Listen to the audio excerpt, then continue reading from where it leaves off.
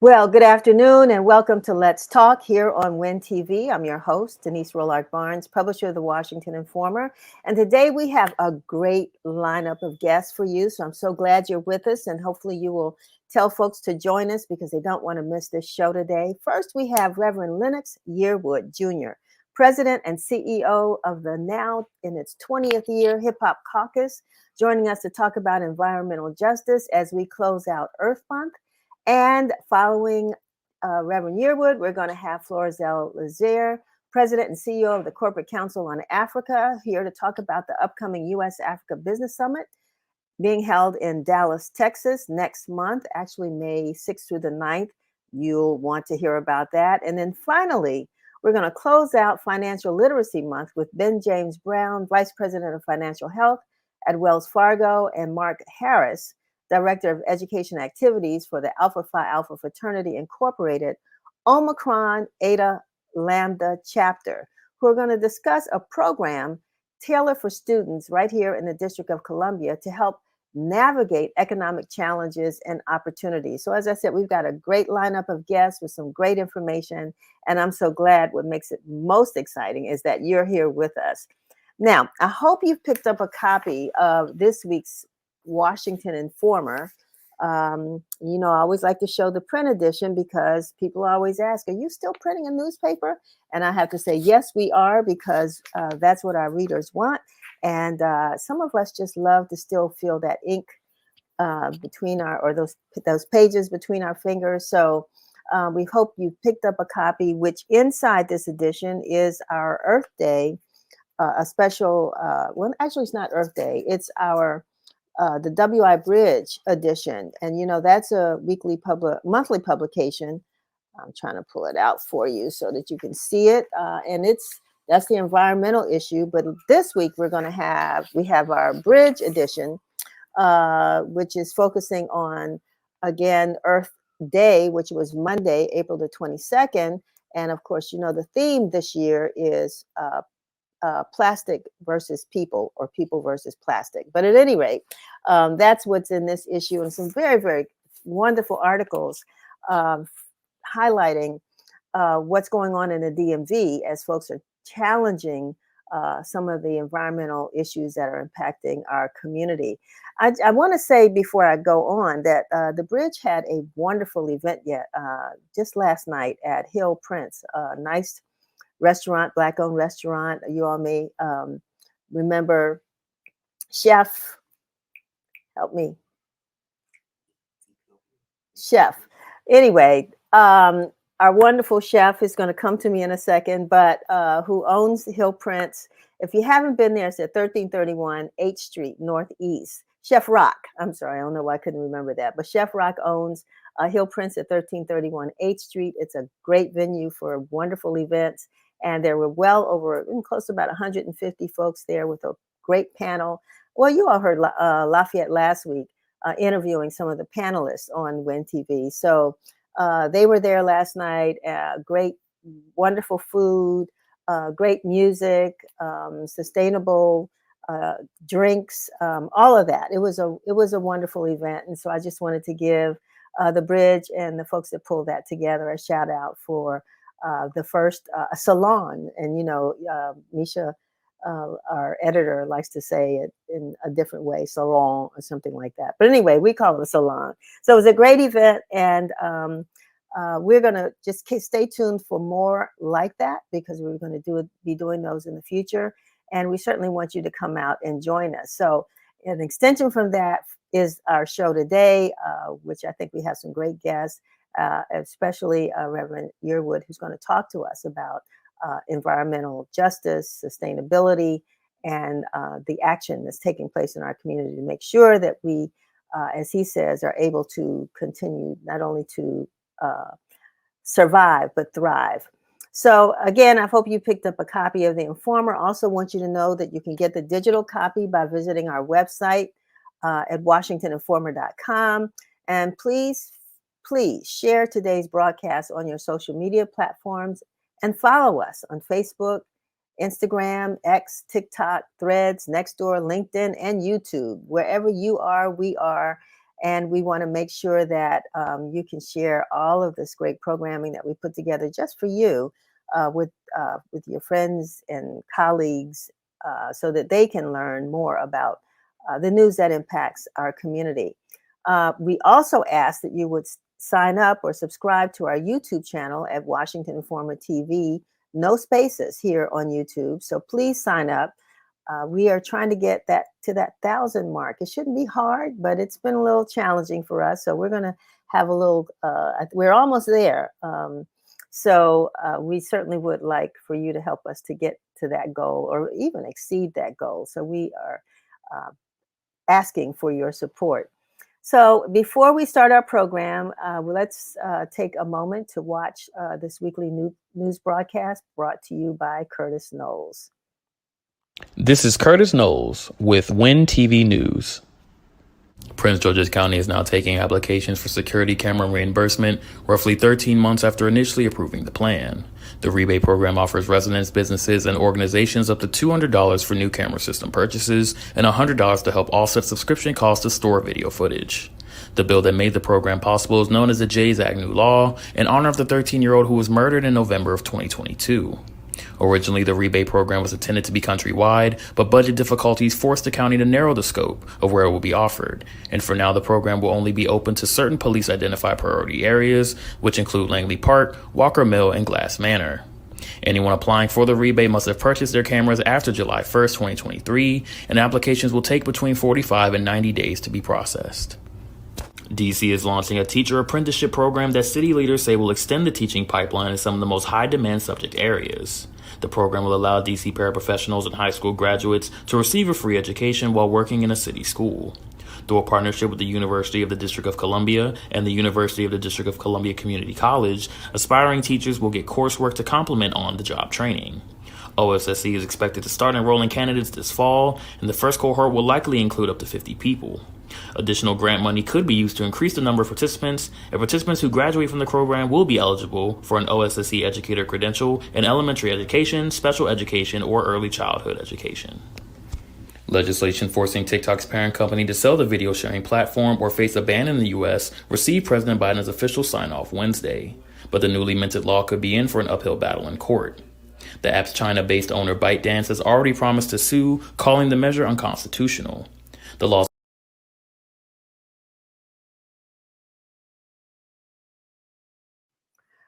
All right, looks like we missed a little bit of that last segment, but we want to thank Curtis for that broadcast and for bringing us up to date on news in the Informer and other news that we think is really important. So before we bring on our guest, Reverend Lennox Yearwood, again, President and CEO of the Hip Hop Caucus, let's take a look at this video.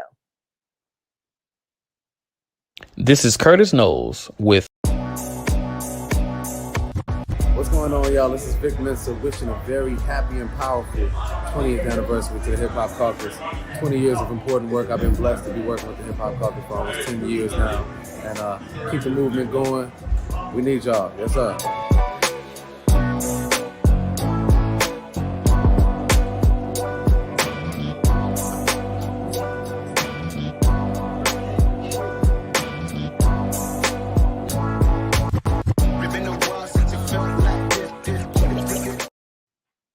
Wow, 20 years. It's my pleasure to welcome to Let's Talk Reverend Lennox Yearwood, Jr., President and CEO of the Hip Hop Caucus.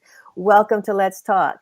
My dear sister, it's so good to see you. It's good to see you. You know, we've been trying to have this gathering for a little while, and you know, the time is always right. And well, today is Arbor Day, so happy Arbor Day. You gotta, thank you. You gotta do this and then go plant a tree. I was about to say, tell folks what Arbor Day is. Arbor Day is when we encourage planting a tree, and particularly for urban greening. We love that. If you are particularly here in DC or wherever you are around the country, make sure you get out there and plant a tree so we can make sure and create, more beautiful communities as well as cleaner air for our folks. Tell us, Reverend Yearwood, how did you kind of get into this whole movement. I have to say, I listened to your interview this morning on WPFW, so I got to give a shout out to a sister station. It was a great interview. I learned a lot about your history, and but I kind of missed the connection about living in New Orleans. I mean, you went to Yeah. Howard, but you talked about was it cancer? What's Cancer it called? Alley. Cancer Alley. And what is it that triggered your passion to get into this whole environmental justice movement? Yeah. Well, first things first, I mean, 68% of African Americans live within 30 miles of a coal-fired power plant, causing us to have asthma, cancer, emphysema. And fortunately, yesterday, the first Black man who is in charge of the EPA, Michael Regan, who went to HBCU, the wrong HBCU, he went to A&T, but he went to HBCU. In that regard, put forth legislation to stop that. That's the end of the process. Yes, there was an amazing day about how we curb pollution from power plants. But fast forward how we got into this, for me, we were working in DC. Hip Hop Caucus had just started. We had just got finished doing our work around electoral work in 2004. People knew us from Vote or Die and the Hip Hop Summits. And we were doing that work around getting out the vote. And then in 2005, I was here in DC and Hurricane Katrina hit my home state community in Louisiana. And I sat, like most of us, watching my community literally drowning and then left behind in the richest country in the world. And that for me was like, well, hold on. Why is it that these storms are what they're doing? And then did more investigation. And we realized that our communities are facing the climate crisis first and worst. And from that moment on, I mean, I saw Inconvenient Truth with Al Gore, but I realized that the climate crisis wasn't just environment, but also white supremacy. And if we can then connect the dots and be more intersectional environmentalists, meaning understand that racial justice is climate justice and climate justice is racial justice, we would get involved. And you mentioned, then we begin to look more further because I'm from Louisiana. I didn't really know about Cancer Alley. I mean, I heard about it, didn't really know about it. And for those who are listening or watching, Cancer Alley is an 85-mile stretch of land between New Orleans and Baton Rouge, in which they're putting petrochemical companies and fertilizer companies, everything you can imagine they're putting there, but it causes the highest rate of cancer in the country. So much where our people are dying. And it's so sinister because the fossil fuel industry, not only did they put these chemicals in Cancer Alley, but they find former plantation sites to put the plants on where they can just put pollution in these communities. So from that moment, we have begun getting involved. And then we noticed, to be honest, that it was mostly white people, honestly. People from California and Vermont who are talking about, nothing wrong. I mean, listen, I don't got a pair of Birkenstocks, but I'm just saying, I mean, it wasn't our community engaged, and we felt obligated at Hip Hop Caucus to educate our community about the climate crisis, how to get more engaged, and how to be the solution to creating what needs to be done so we can transition from fossil fuels to clean energy. That's one of the questions that I think about often. I mean, one thing I always say is that I consider people of African descent the original environmentalists. I mean, that's one reason why we were so valuable to this country, because we understood how to use the earth and the sun and the seasons, and we were so connected to nature that we understood how to use it to to support our lives, our lifestyles, and those who we worked for. And so I'm wondering, because I'm wondering if there's a way you can, is it a myth, or can you demystify the myth that Black folks really don't care about the environment, that we're victims of it, but we're not protectors? Can you, because the Hip Hop Caucus, I think your organization, is a face that's different than what we often see. Yeah. Folks in the environmental movement, but where are we as a race of people? Are we just victims, or what are we doing to? Yeah, that's a great question.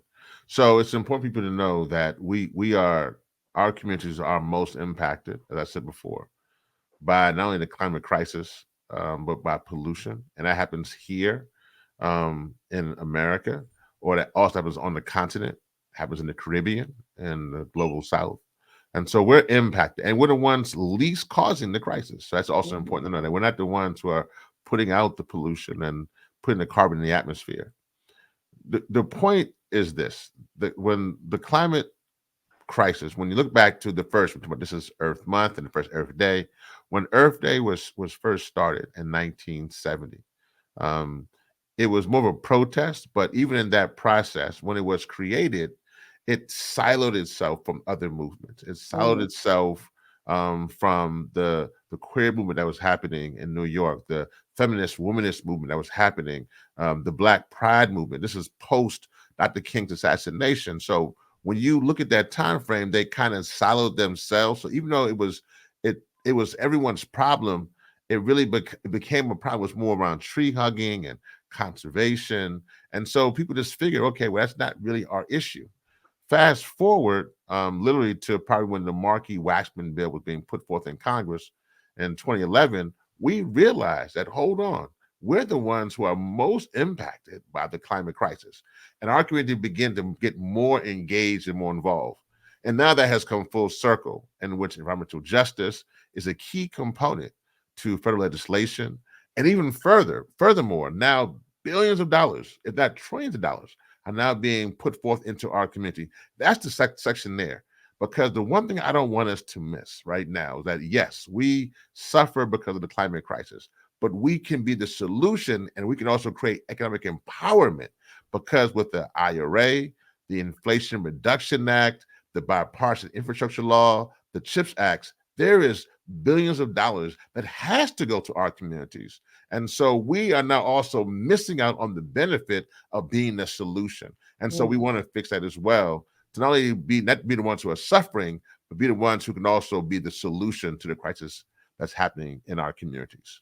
So if you look at our communities, I mean, we feel pretty blessed because we have had for the last 2 years a very engaged environmental writer, who's talked about things that Yes, are happening right here on the ground most in definitely. Washington D.C., Southeast. Everything from lead in water to lead in paint, the impact on children that are suffering, the largest number of children suffering from asthma, all those kinds of things, and issues that residents are having that the city is being forced to resolve, like putting dumps in neighborhoods, what have you. So if you were to, talk to folks in Washington, D.C., and advise them on what you think is one of the biggest climate problems we're facing here and what we could do about it, what would that response be?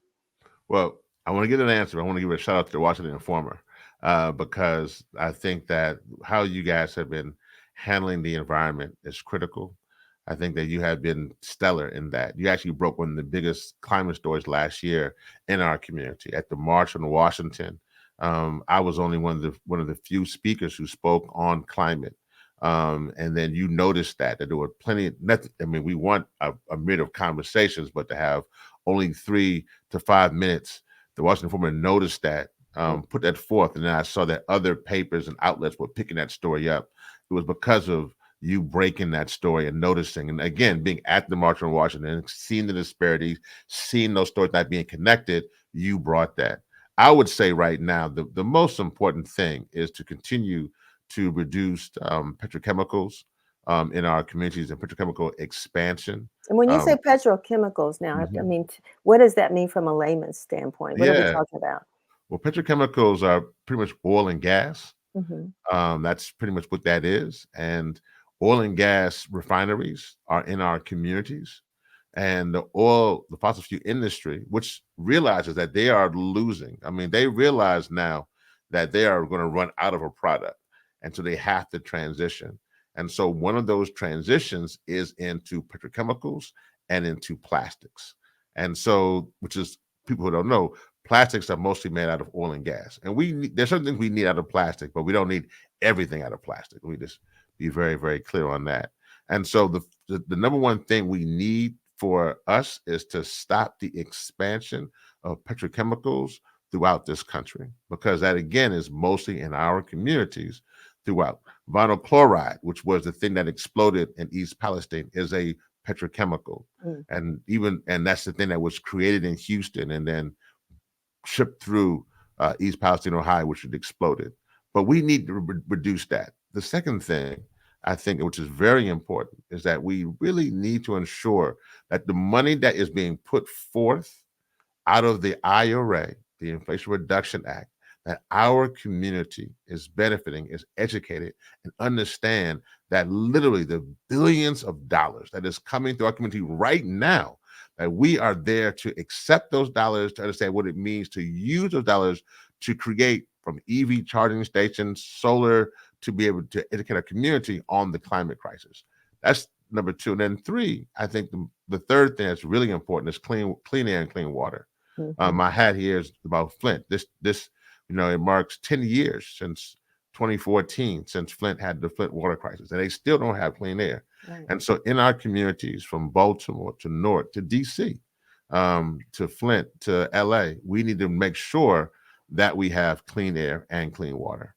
No, it's interesting because a while ago I took one of those rides on the Anacostia River here in DC.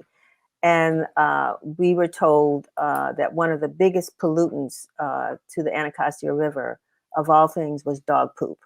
Yeah. And so with the increase of dogs that we're seeing, I mean, we got dog lovers, I know, but with the increase of those animals now and people that don't clean up behind them, it's the poop that's, dirtying up the river. And then Who knew? And then people put it in plastic. That's not, Exactly. that's the combination. So those are a combination of things. I think what I have seen, without a doubt, is particularly young people understanding the importance of what's going on. Right. And I think they understand that we have to do something about the climate crisis. They don't have time for games. They realize now that the fact that we are limiting ourselves on clean air, on clean water, that we are literally putting ourselves in a position of having a world of wildfires and droughts and tornadoes and hurricanes, that for them, even now, they realize that we have to do all we can. And I would say, what's important, you say what could be done on the Washington level. I would say to everyone who just listening, listen, 100 years from now, 21, 24, more likely a lot of us won't be here. But the fact that we can help us to transition from fossil fuel to clean energy will help that next generation have clean air and clean water. So a lot of young folks don't know how to find their way to that organization where they can actually get involved and become engaged. Tell them how they can connect with the Hip Hop Caucus. What is it? How can they become? Is it a membership? How do they get engaged with hip hop? Well, Hip Hop Caucus. a few things. They can text climate to 79591. That's the first way. Text climate to 79591. And then they can follow us on social media at Hip Hop Caucus. They can also go to our website and see all the stuff that we've done. You're right. We've done, we do so many things from media. We have a new documentary out with Wanda Sykes. That's now in the film festivals. There's music we've done around the issue with Common and Neo and so many others, and Elvana and Crystal Waters. And so I think that they can get involved that way. I think that we've launched season 6 of The Coolest Show, which you can listen to today, which is important, our podcast series that really puts forth solutions for BIPOC communities addressing climate and environmental injustices. And so they can go to thecoolestshow.com for that. But I would say the most important thing is just to make sure that climate and environmental justice is a part of the conversation in this year's election, and to make sure they get out and vote. I think that's probably the most important thing that they can do. Yeah, it's going back to the roots. That's where the solutions are. That's one thing that's an easy thing to do, is just to go out and vote and make sure that those issues are on the agenda. We got a Democratic convention coming up. Actually, Democratic, Republican, and Oh, I guess yeah. independent conventions coming up. And we should be having our ears open to where the climate issues stand on the agendas of all those parties, so we know who to vote for. Correct? That's right. No, the narrative that climate movement is only about saving the polar bears and rainforests is missing the fact that pollution from fossil fuels contributes to the ruining of our planet. And we need that whoever politicians are, they need to understand that people are suffering extreme health consequences and are being displaced from their homes because of the climate crisis. And this must be something that must be brought forth every politician. But fortunately, we see that some are more interested than others because the fossil fuel industry is also paying off a lot of politicians as well. Okay. Something we have to pay a lot of attention to. And Reverend Yearwood, I just want to thank you so much for being with us, for bringing this, home, for helping us to understand how important and critical this issue is to, as you said before, what is it, our survival? That's right. And to No, protect yeah. us from extinction? Is that what Yeah, the... no. Young people understand. They understand that in the 20th century, our parents fought for equality. But now in the 21st century, they're still fighting for equality, but they're now fighting for existence. Right. And this issue is our lunch counter moment for the 21st century. Wow. Thank you so much for being with us today and for No, sharing thank you for that. having me. Thank And you looking for forward to having you back again. most. We're not gonna put this issue down. We're gonna stick with it as long as, well, we have to, because we just have to. We have no So, choice. yeah, Thank you. No, I'll come exactly. back every single time. All righty, appreciate you. Have a good one.